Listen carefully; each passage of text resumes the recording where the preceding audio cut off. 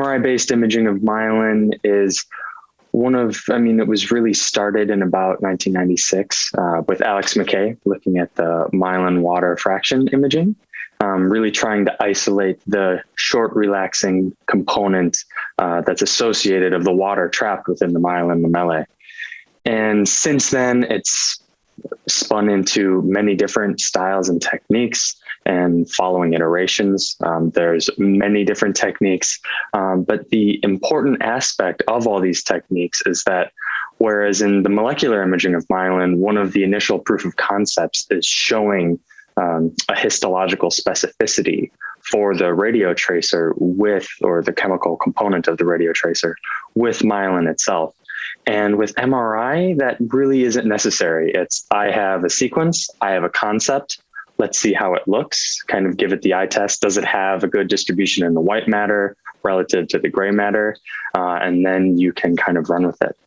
But the difficulty there lies that some of these MRI-based myelin quantification sequences don't undergo the certain proof of concept steps that need to be done before clinical introduction.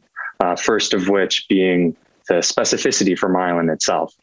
And this is typically done by looking at taking the gold standard of judging myelin content, which is staining for myelin histopathologically. And so you can do a scan in vivo in situ and of a brain of someone who is deceased, or you could instead excise the brain, do ex vivo imaging, and then you would compare your MRI-based myelin quantification to the histology. And there are two different branches of how you can compare that histology. You can first look at ROI-based. So you just look at regions of interest. You select these regions, say, how do these two compare between the myelin and the histology? You can use various histological stains, Luxol fast blue, immunohistochemistry, black gold staining. But you can do the ROI-based approach, selecting your regions. In our study, we've chosen to do whole coronal macrotome sectioning. So you have a whole coronal sample of one hemisphere, and then you compare that. You overlay that onto the ex vivo MRI image for your specific myelin quantification technique. And we chose to do this to really take any potential for subjective bias out of the equation.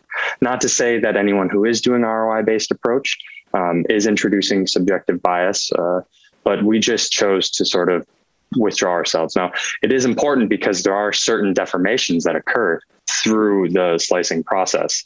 So we chose to do first a rigid and then Aflin registration that's more flexible. So that's what we chose. So again, to facilitate the clinical introduction of these sequences, you first want histopathological specificity for your target, which in this case is myelin. Next, because we want to acquire these sequences longitudinally, it's very important to understand the measurement error of the tool. Just because if you see a change, well, how much is due to the tool itself and how much is due to what's actually happening biologically?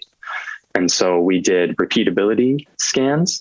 So we did one scan, which essentially you scan someone and then you pull them out of the scanner, they sit up, move their head, have them go back into the scanner. They can use the restroom if necessary, and then you rescan them again. So that's a scan, rescan with repositioning. And it's important to do that because, again, you want to do the same measurements and then see how much does the tool vary.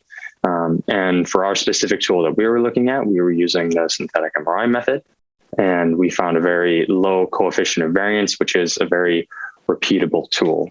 But then you don't just want to do it for the same scanner. We then did an elaboration of that study where we did all three major vendors. We did both field strength 1.5 and 3 Tesla. And here at Karolinska, we have 2 sites, and we did it between both sites as well. So you have human traveling phantoms, which I was one of.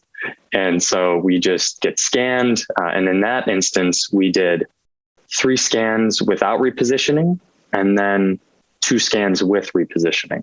So it was a total of 5 scans across, I think it was 9 total scanners. So it was a very long day of scanning, but that's, again, very important. So you can have this longitudinal application. not just that you can, so then you can compare between scanners more ideally. You can understand the variability of your tool. Perhaps your tool is not best used on a certain vendor at a certain field strength, just to educate ourselves best. So first we have myelin specificity, we have the repeatability of the tool, and then what matters to clinicians, arguably most, is that the tool has value in monitoring disease progression. In MS, that's cognitive disability, most typically evaluated through SDMT. Physical disability, there we have EDSS or MSSS. And it's very valuable for the patient itself to know that these in vivo measurements have direct validity for evaluating disability moving forward. And in our technique, we found that not only does it correlate with their current clinical disability, but also their future disability. And it was better to approximate their future disability better than conventional metrics, such as measures of global atrophy or lesion volumes, for example. So again, specificity, repeatability, clinical validity, very important proof of concept checks for these quantitative MRI measures. And again, there are a bevy of techniques. As I already discussed, there's the myelin water fraction imaging. One of the more established techniques has already been used to monitor treatment effects for our our synthetic MRI method. We're currently looking at treatment effects. We're planning on extracting real-world clinical studies, observational studies, looking at if we can characterize myelin dynamics based on treatment and following treatment changes. And we're also in the process of validating a 3D prototype, because currently synthetic MRI method is 2D, which has certain limitations, particularly for our clinical center, which has a standard 3D acquisition for example, a T1, T2 flare, pretty much standard 3D acquisitions across the board. And so there are a bevy of different techniques. Just make sure that those that you apply in your clinic have those sort of proof of concepts. It's just very important moving forward. So, yeah.